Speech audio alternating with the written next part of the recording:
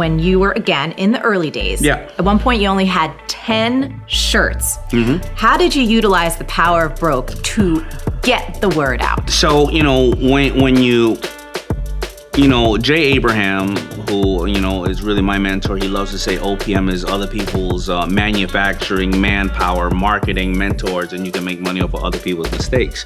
And I took inventory of myself, and I knew I wanted to get into this area of business, but my inventory was that my liabilities were I knew nothing about manufacturing, but my assets were that everybody was shooting these little videos around the neighborhood. They weren't like these big Diddy videos at $1 million. I mean, this was like, guy with a little camcorder or something. And I knew that these people they needed clothing. And when they would have the Nike send stuff to them, Nike didn't appreciate them. So I would go to the set and see an LL Cool J, and I would sit on the set 18 hours.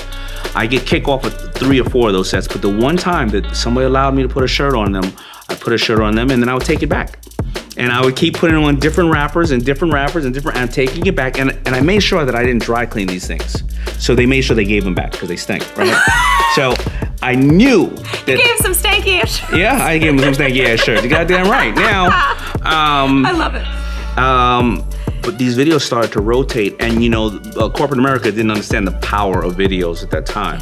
And I started to become known as a huge clothing company. Meanwhile, I'm still a waiter in Baldwin, Long Island, and I have these 10 little stinky t-shirts in my basement. But I was doing something I love. I would have went on those video sets for free. Yeah. I was talking to a video chick. I was eating the free food over there. I was watching Old Dirty Bastard, Be Old Dirty Bastard. So, I would have paid to be on those sets. Yeah. I was doing something I love. What are some of the common attributes that you see that successful people, billionaires, or people worth hundreds of millions, what is it that they have?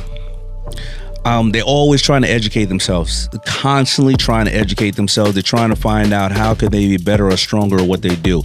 When I look at the billionaires, the funny thing about the billionaires is a lot of times they go around and they write down new ways of saving money on taxes. Because if you really think about this, if you're a billionaire and you have a company that's bringing in another $400 million, right? Instead of them thinking about how to do a new company, they think, well, why am I going to pay $200 million in taxes? How can I work harder to keep that instead of creating something new so they don't spread themselves too thin, right? Yeah. They go, why create something new to make what I can save right now that I already got? All right, so they think that way. When I'm in the room with billionaires, it's funny. I think I posted this the other day. I'm in the room with dudes who have a little bit of money. They talk about how much money they spent on cars or parties. When I'm in the room with billionaires, they talk about how much money they gave away. Right? Because that's going to come back to them in a whole different way. I also find that they make a lot of mistakes. They don't spread themselves too thin, but they keep trying new things because what that does is it forces them to educate themselves on what's going to work. Grant, you know what I love about him in this book? He says time is so valuable that he'll set a meeting at 9:06 and be there at 9:06 and be over at 9:15. And so what does that do? That puts everybody else on their best behavior in regards to time. They'll know I ain't gonna come in at 9 and float around. 9:06, we're on. Yeah. And when you start valuing those, 1,440 minutes you have of the day, or 86,660 seconds you have of the day, when you start scheduling and understanding the value of that, you get the most out of your day. I used to go to a corner store at the end of after school, and I used to sweep up. And there's a guy named Tim who owned the corner store. He was a veteran, and he used to just show me how he dealt with inventory, how he dealt with his customers. And I always say that everybody's always looking for these big, huge mentors when there's mentors next to you every single day in the hood. If there's somebody who's had a store or anything for the last 10, 20 years, they understand the fundamentals of business. They understand, you either have to decrease costs or increase sales. They've went through economic competitions. They went through taxes and changes. I mean, those people, they have the fundamentals, and you can learn all the basics. Life is a series of mentors. Then you go to another one, and then hopefully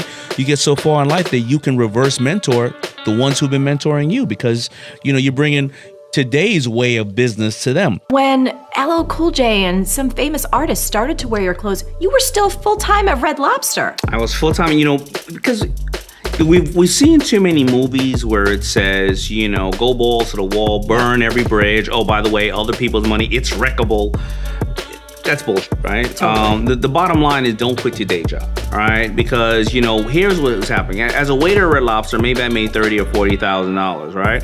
But if I did that, which I did for 5 years, and I would work my 60 hours at Red Lobster, then I'd put in another maybe 15 or 20 hours working on Fubu. But if I had to pay myself for those 5 years, that would have been $200,000. Now I'm $200,000. I had $200,000. I had medical. I was eating as many shrimp as I would like. I was using my network at Red Lobster to get things out of there. I was learning from the Red Lobster network of their corporation, their books on how they do business, and I was able to do my business longer and go through the pitfalls of it. And the business started to call me. I started to now work 20% on the business, 80% on Red Lobster. Then all of a sudden, 80% on the business and 20% there. But, you know, all these people who hear all those stories about, take out large loans and just go for it, it's a lie. They should never do that.